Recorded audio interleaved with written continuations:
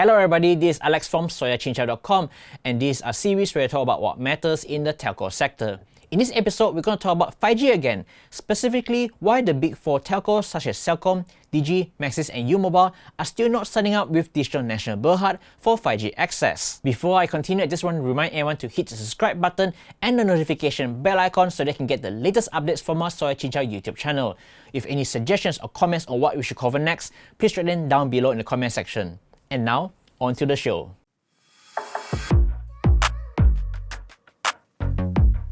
In case you didn't know, Malaysia officially launches 5G on the 15 December 2021 through Nasional Berhad. This is a single wholesale network, and only DNB is given all the spectrum for 5G, and they're mandated to roll out a national 5G network. If you're wondering why is Malaysia taking so long to launch 5G, you can check out a previous video which we'll link on the top box up here or in the description box down below. Coming back to the present day, the government has announced its decision to retain the single wholesale network model, and it will reduce its stake in DNB to 30%.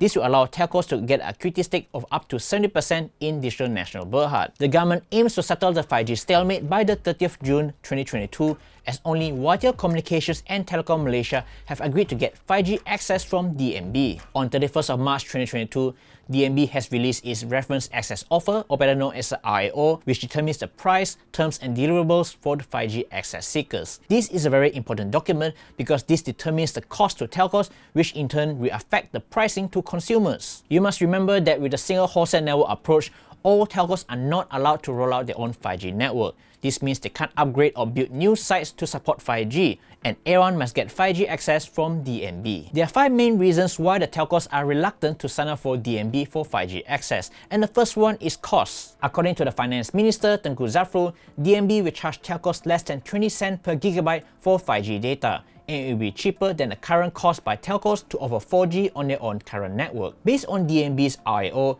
they are charging telcos 30,000 ringgit per gigabits per second per month for 5G capacity. For usage more than 1,200 gigabits per second, they will offer a discounted rate of 22,000 ringgit per gigabits per month. Take note that this pricing is fixed for a minimum service period of 10 years, which is a huge concern in a market where data consumption rises on an annual basis. If you look at 4G when it was first launched in Malaysia in 2013, the cost per gigabyte was about 30 ringgit. 9 years later today, the cost for 1 gigabyte is 1 ringgit or less. If the government's objective is to ensure affordable high-speed data for Malaysians, the 5G access pricing should be reduced gradually, almost on an annual basis. DNB should commit to a price reduction schedule to ensure that the price of telco is low and Malaysians will pay less for 5G data in the long run.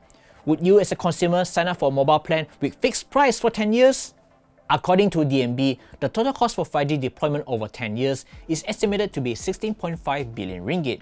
This includes 12.5 billion ringgit for network costs and 4 billion ringgit for corporate costs, which covers consultation and salaries. In an interview with The Star, DNB CEO Raf Marshall has said that the total cost may swell up to 20 billion ringgit between 2025 to 2030 if there's a significant increase in capacity demand.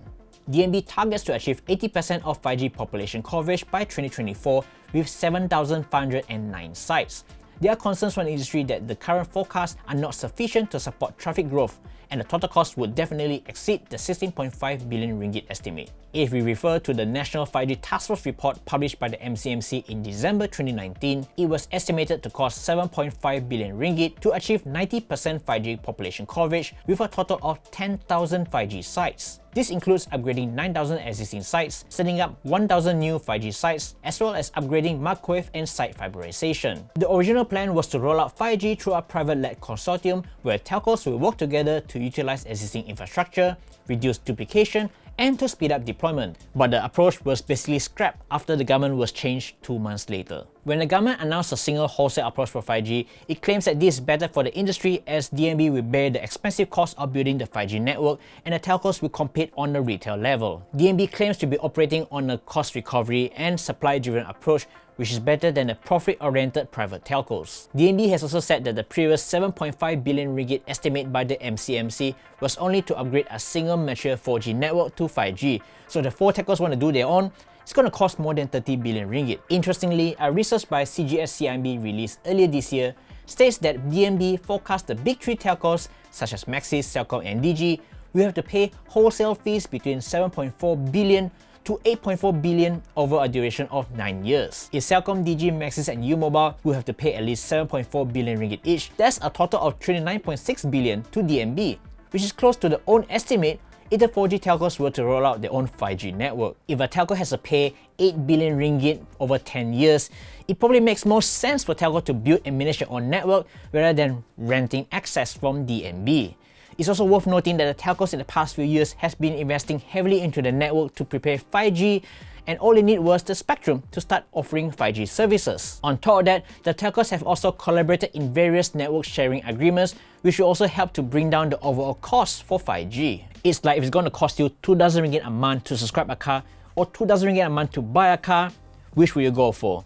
If you're thinking long term like 10 years, the answer is pretty obvious. Although DNB has maintained that it's prohibited from providing 5G services directly to consumers, the definition of wholesale isn't really clear in the RAO. There are concerns that DNB may compete on the retail level by offering 5G private solutions without requiring capacity commitments. Then there's also the concern about transparency. Some players may be treated unfairly as DNB can set different terms and capacity commitments for different asset seekers. Are smaller telcos required to get the same minimum capacity requirements as bigger telcos? Are MVNOs allowed to deal with DNB directly and enjoy the same costs as the big 4 telcos? These are the concerns that are not clearly addressed in the RAO. We all know that a lot of people are complaining about the existing 4G networks, and some claim that DNB as a government entity can do a better job in addressing the coverage and service concerns of the rakyat. It's also said that DNB is a highly regulated entity by the MCMC. But here's the thing.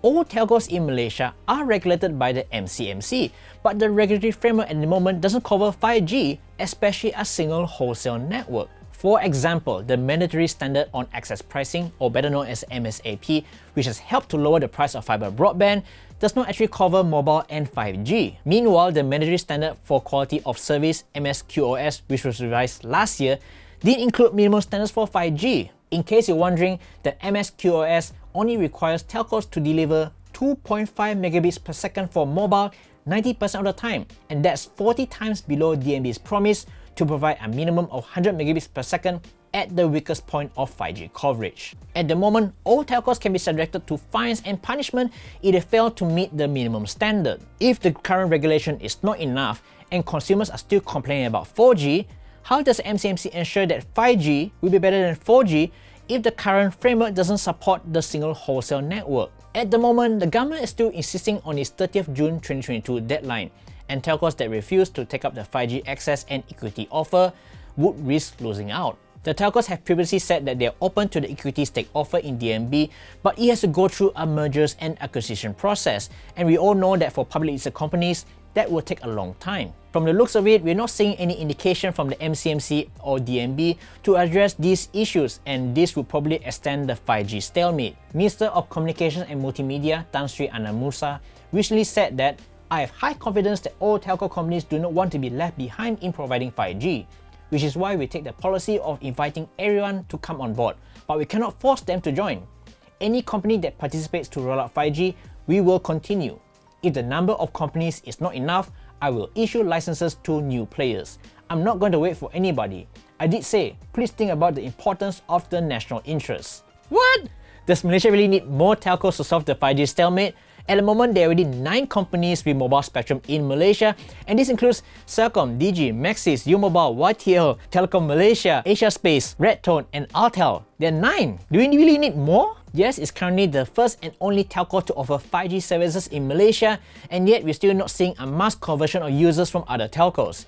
Even Telecom Malaysia, which supposedly agreed to take 5G access from DNB, has yet to launch a single 5G product, and it's already more than 6 months.